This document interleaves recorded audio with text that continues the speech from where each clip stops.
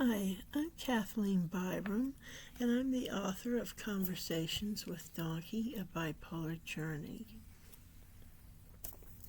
What I'd like to talk about tonight is the topic, Love is a Choice. Now, I'm sure that a lot of you aren't going to agree with that, and I can't say that I blame you because I had the same reaction. I had a very dear friend about a decade or two ago, and he told me that love is a choice, and I immediately rejected that. I just had kind of a romantic idea in my head about love, I think, and I didn't realize that it was possible for me to love everyone. And that is what I set my mind to do. It wasn't easy at first. And I think that the mess that we went through with COVID and death and all that crap that we all went through, I think it taught me something.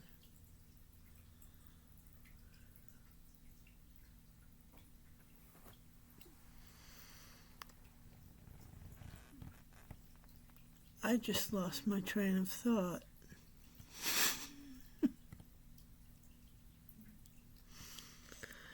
Okay, back to love as a choice. I want to say that, COVID and death made me change.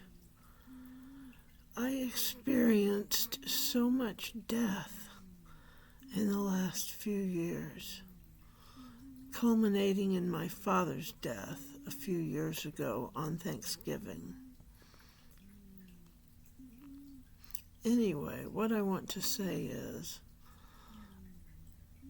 that taught me a lot about keeping things inside and not complaining about them.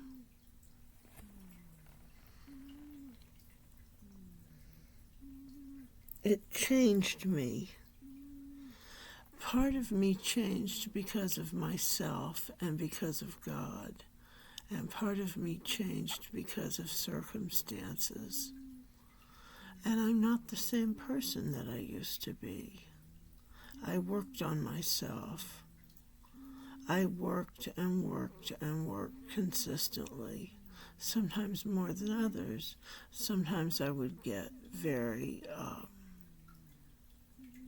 manic, and then I would work really hard on myself. It was when lots of information was pouring in suddenly about me and teaching me about myself.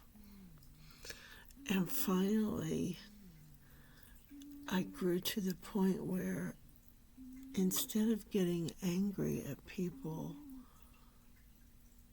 who were being jerks, I tried to understand them. And in trying to understand them, I became better able to love them. And I would ask myself, if I would see someone that I wanted to be judgmental about, I would ask myself, what if that was one of my cheese friends from I Can Has Cheeseburger, the site for lolcats? What if it was them? And I imagine people sometimes.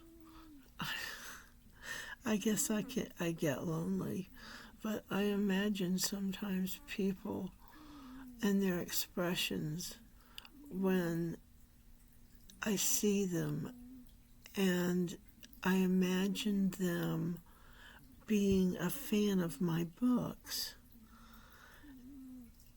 and loving me. And when I see them, their face lights up And I think that person could love me back. I know a guy who said, everybody loves me, they just don't know it yet. And I thought that was so neat. I really liked that idea. I know some people will think that's an arrogant thing, but I think it's a loving thing. And it's 5:27 now, and I think I better let you go.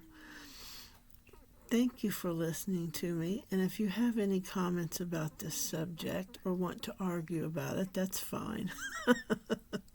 Just put it below. And also like and subscribe if you feel like it. Thank you for listening. Bye-bye.